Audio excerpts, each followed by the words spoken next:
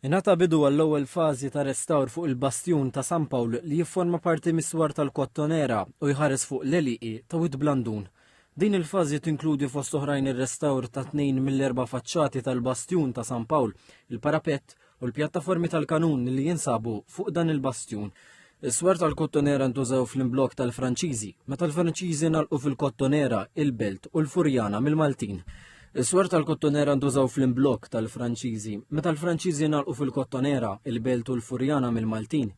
Fuq dan is-sur jinsabu numru sostanzjali ta' daqqiet ta' balal tal-kanuni li kienu sparati mill-batteriji tal-Maltin li kienu dawru l-Kottonera. Dan il-proġett li qed isir b'investiment ta' 700,000 euro mid-Dipartiment ta' Restawr bida f'Lulju u mistenni jitlesta fis-sajf tas-sena d-dieħla. Il-Perit Stephen Saracino Inglot spjega fiex jikkonsisti ir-restawr.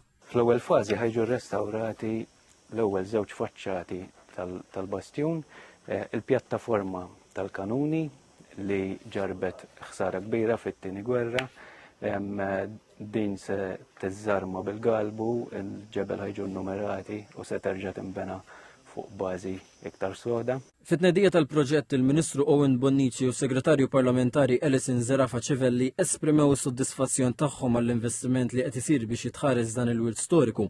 Qalu li dawn ix-xogħlijiet mhux biss jippreservaw l-istorika rikka ta' Malta, iżda jippermettu li dan il-wirt jitgawda mill-ġenerazzjonijiet futuri.